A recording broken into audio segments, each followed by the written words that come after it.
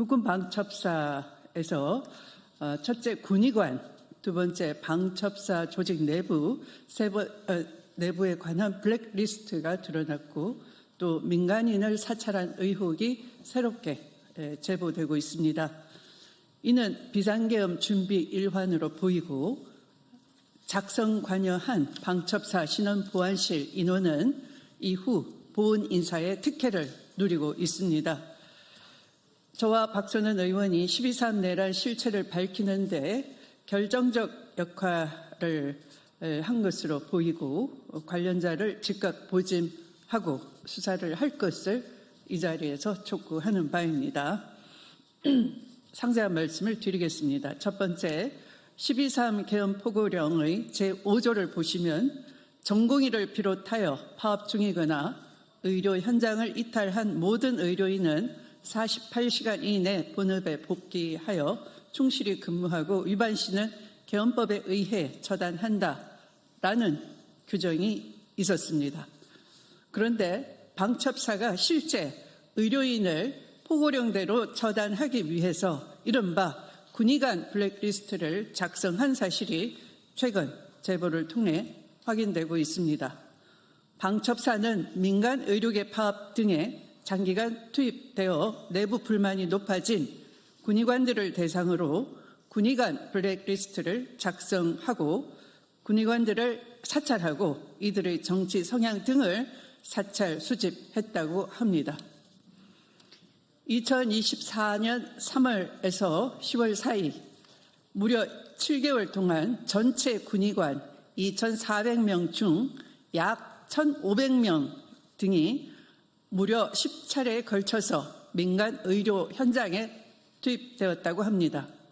이에 따른 불만이 내부에서 고조되는 상황에서 수백 명의 군의관들이 사찰 대상이 된 것으로 파악되고 있습니다. 의료 파업은 윤석열 정부의 핵심 관심 사안 중 하나였던 만큼 계엄이 실제 시행되었을 경우 해당 블랙리스트를 기반으로 의료인에 대한 통제, 불이익, 징계 또는 처벌 등의 조치가 이루어졌을 가능성이 있는 것입니다.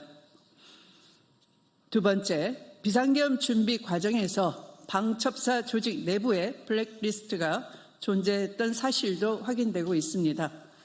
해당 리스트는 방첩사의 내부 인원을 대상으로 작성된 사찰 문건으로 계엄 실행을 염두에 둔 내부 숙청 작업의 일환으로 파악됩니다. 방첩사 조직 내부 블랙리스트는 23년 11월 여인영 사령관 취임 이후부터 본격적으로 작성하였고 측근 선별 작업의 일환으로 방첩사 소속 대령급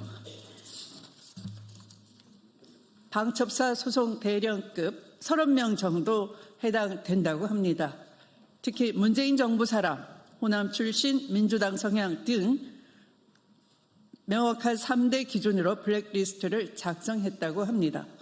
방첩사 신원보안실은 방첩사 내부 대령급 인원에 대해서 첫째, 문재인 정부 청와대 경험을 했거나 둘째, 호남 출신 지역 연고가 있거나 세 번째, 친민주당 성향 인사들의 목록을 정리하는 자체 블랙리스트도 작성했다고 합니다. 한 예를 들면 A 모 대령은 업무 수행 능력은 뛰어나지만 문재인 청와대 행정관 복무 이력 때문으로 진급이 제한된다라고 적시했다고 합니다.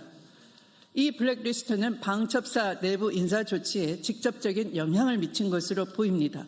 실제 호남 출신이거나 민주당 성향, 문재인 정부 청와대 근무 이력이 있는 군인들이 인사상 불이익을 받거나 계엄 당시 강제 휴가 조치를 당한 정황도 확인되고 있습니다. 이는 해당 블랙리스트가 단순 참고용 문건이 아니라 실제 계엄 실행을 위한 치밀한 인적 통제 수단으로 활용되었다는 점을 입증하는 결정적인 증거로 해석됩니다. 블랙리스트를 작성한 방첩사 신원보안실은 방첩사 내부 인원에 대한 정보 수집 권한이 없음에도 불구하고 블랙리스트를 작성하고 대통령실과 국방부 최고위급 관계자에게 보고했다고 합니다.